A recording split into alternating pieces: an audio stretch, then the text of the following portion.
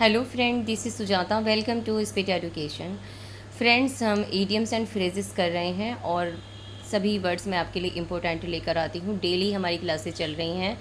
सभी words most repeated हैं और इम्पोर्टेंट हैं। आपके अपकमिंग एग्ज़ाम के लिए बहुत ज़्यादा इम्पोर्टेंट वर्ड हैं, तो इनको आप इग्नोर नहीं करना फ्रेंड्स। इनको नोट डाउन भी ज़रूर करते रहिएगा मेरे साथ। स्टार्ट करते हैं क्लास को बिना किसी देरी के।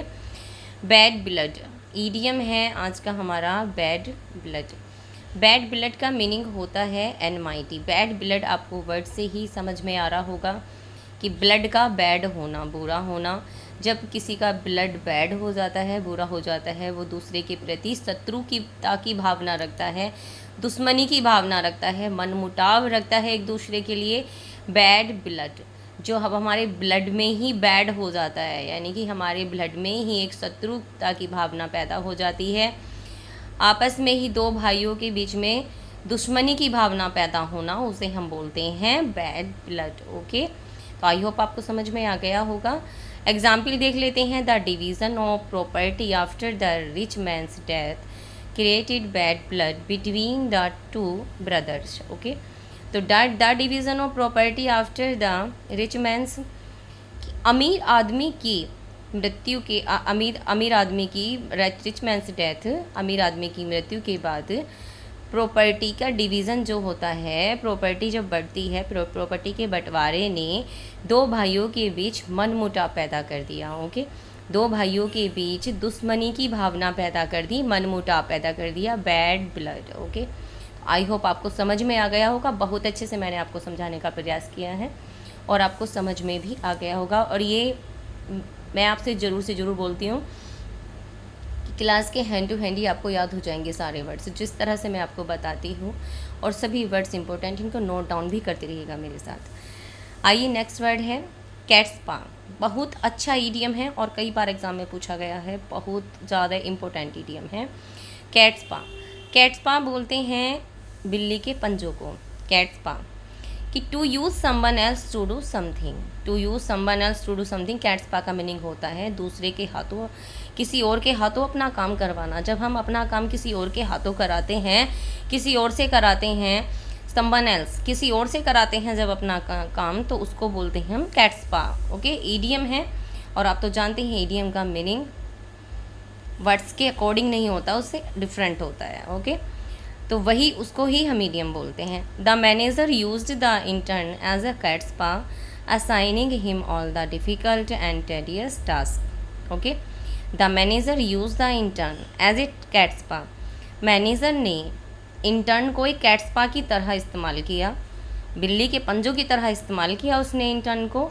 Assigning him all the difficult and tedious task, और उसे सभी डिफ़िकल्ट, कठिन और टेडियस, थकाऊ कार्य सौंप दिए। ओके, तो उसने जो है इंटर्न को एक कैट्स पा की तरह यूज़ किया और उसे सभी डिफ़िकल्ट और टेडियस टास्क सौंप दिए। ओके, तो उसने क्या किया, उसने एक बिल्ली के पंजों की तरह यूज किया। इसका मतलब उसने जो किया कि उसने अपना काम उससे कराया इंटर्न से और उसको कैट्स पा की तरह यूज़ किया। तो ये ईडियम है यहाँ पर, और कैट्स पा का मीनिंग होता है किसी और से अपना काम कराना। ओके, आई होप आपको बहुत अच्छे से समझ में आ गया होगा कैट्स पा का मीनिंग। नेक्स्ट है to bring up. To bring up होता है फ्रेज़। ओके, ये फ्रेज़ है और बहुत ज़्यादा इंपॉर्टेंट फ्रेज़ है to bring up. Okay, to bring up कहते हैं to care for a child, किसी की देखभाल करना, किसी बच्चे की देखभाल करने के लिए आता है। जैसे हम किसी की देखभाल करते हैं, ब्रिंग अप कहते हैं to care for a child. Okay, to bring up a child properly is a very difficult job. To bring up a child properly is a very difficult job. नियमित रूप से बच्चे की देखभाल करना एक बहुत ही डिफ़िकल्ट जॉब है। ओके, कैसा जॉब है, एक डिफ़िकल्ट जॉब है। किसी बच्चे की देखभाल प्रॉपरली, जब हम नियमित रूप से बच्चे की देखभाल करते हैं तो वो कैसा टास्क है, वो एक डिफ़िकल्ट जॉब है। ओके, आई होप आपको समझ में आ गया होगा। नेक्स्ट है to run down. To run down भी फ्रेज़ है और बहुत ज़्यादा इंपॉर्टेंट फ्रेज़ है ये भी। टू रन डाउन, और टू रन डाउन का मीनिंग होता है to become weak in health, स्वास्थ्य में कमज़ोर होना। अब वर्ड से पता चल रहा है रन डाउन, जब हम रन में डाउन हो जाते हैं, जब दौड़ हमारी क्या हो जाती है, डाउन हो जाती है, तो हम उसमें अपनी हेल्थ को वीक समझते हैं कि हम कमज़ोर पड़ जाते हैं, हम दौड़ने में क्या है, सक्षम नहीं हैं। ओके, हमारे पास एनर्जी नहीं है दौड़ने की, हमारी रन डाउन हो गई है, तो आप याद हो गया ये तो। To become weak in health, कि स्वास्थ्य में कमज़ोर होना। एग्जाम्पल देख लेते हैं। The death of his father has given him such a rude shock that he is very much run down. Okay, the death of his father has given him such a rude shock that he is very much run down. उसके पिता की death से his father, the death of his father, उसके पिता की death से, उसके पिता की मृत्यु से उसे बहुत गहरा रूड शोक लगा है, बहुत गहरा शोक सदमा लगा है कि ही is very much run down, कि वह बहुत ज़्यादा वीक हो गया, बहुत ज़्यादा टूट गया है। ओके, कि बहुत ज़्यादा कमज़ोर पड़ गया है, बहुत ज़्यादा टूट गया है। इस तरह से आप इस वर्ड को याद कर सकते हैं, उसको रिलेट कर सकते हैं। डेली आप कन्वर्सेशन में भी यूज़ कर सकते हैं वर्ड्सों का। तो याद रहेंगे सभी वर्ड्स मैंने इम्पोर्टेंट लिए हैं, और आई होप आपको बहुत अच्छे से समझ में भी आ गए होंगे फ्रेंड्स।